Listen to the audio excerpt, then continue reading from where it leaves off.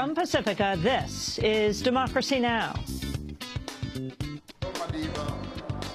That his long walk is over, that he can finally rest, that he can enjoy the view of our beautiful country, of South Africa, a view he discovered when he began walking the hills of his birthplace, Mvezo.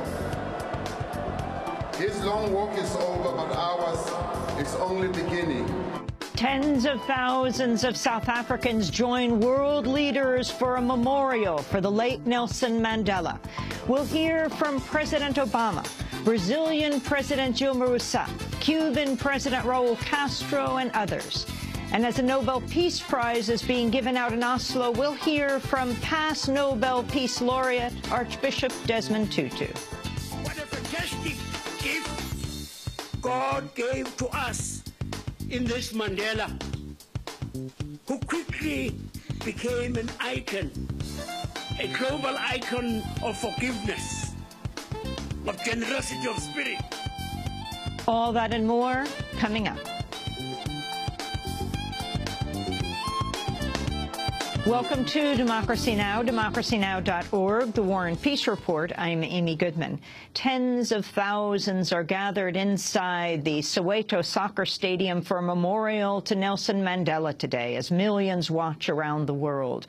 Mandela died last week at the age of 95. Nearly 100 heads of state traveled to South Africa for the memorial, including President Obama, Cuban President Raul Castro. In an unprecedented exchange, Obama shook Castro's hand as he made his way to speak at the podium.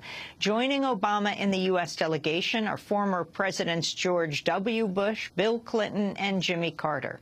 Jay Naidu, a close friend of Mandela's and one of his first government ministers, told the New York Times he's choosing to watch the memorial from the crowds, saying, quote, "This is a day for the people, not the powerful. What Nelson Mandela stood for most of all was solidarity with the downtrodden of the world, and for them, he's a symbol of social justice and human rights. That's why I'm saying my goodbye from the ranks of the people," he said.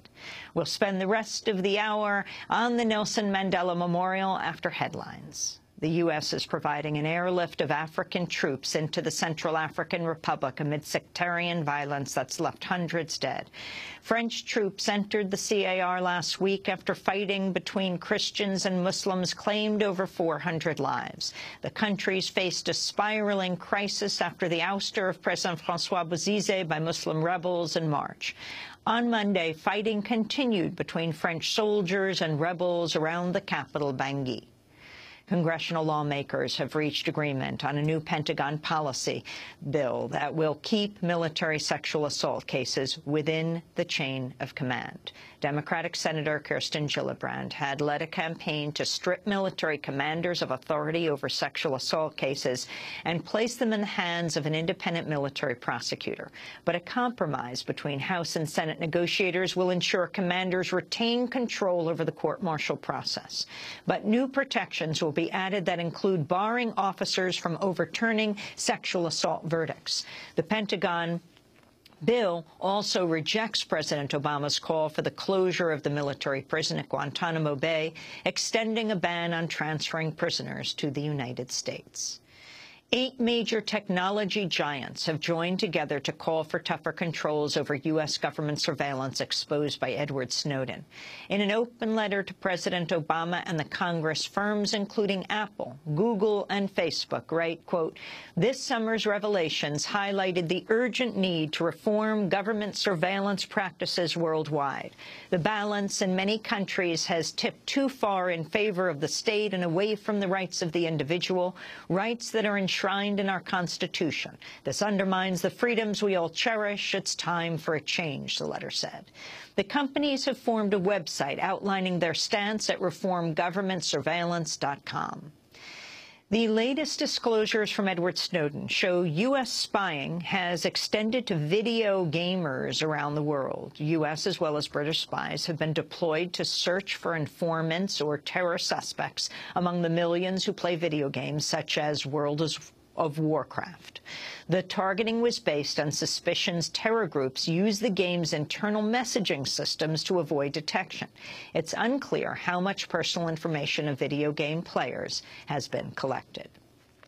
18 current and former Los Angeles sheriff's deputies have been charged for the alleged abuse of prisoners and other offenses in county jails. Federal prosecutor Andre Barot unveiled the indictments. The federal investigation found that these incidents did not take place in a vacuum. In fact, the examples of illegal conduct alleged in these indictments demonstrated that certain of the individuals and certain of that behavior had become institutionalized. Some members of the Sheriff's Department considered themselves to be above the law. At least 16 officers, some high-ranking, were arrested in Monday's sweep. The charges follow a multi-year investigation into the systemic abuse of prisoners in Los Angeles County jails. Defense Secretary Chuck Hagel was in Pakistan on Monday for talks with Prime Minister Nawaz Sharif amidst ongoing tensions over the U.S. drone war. Protests against the drone strikes forced NATO to suspend ground shipments through Pakistan last week. U.S. officials say Hagel warned Sharif the anti-drone blockades could jeopardize U.S. aid. The party of opposition politician Imran Khan, PTI, has vowed to continue the blockade until the drone strikes stop. The Russian government's reportedly preparing to grant mass amnesty to a number of prisoners, including members of the punk group Pussy Riot and the Greenpeace Arctic 30. Leaked documents reported in the Russian media say around 25,000 people will be freed under initiative from Russian President Vladimir Putin. The amnesty will apparently go before Russian parliament before the end of the year and be put into effect within the next 6 months. 2 of 3 Pussy Riot members remain behind bars after protesting in a Moscow church nearly 2 years ago. The Greenpeace Arctic 30 were arrested in September after trying to stop Russian oil drilling in the Arctic.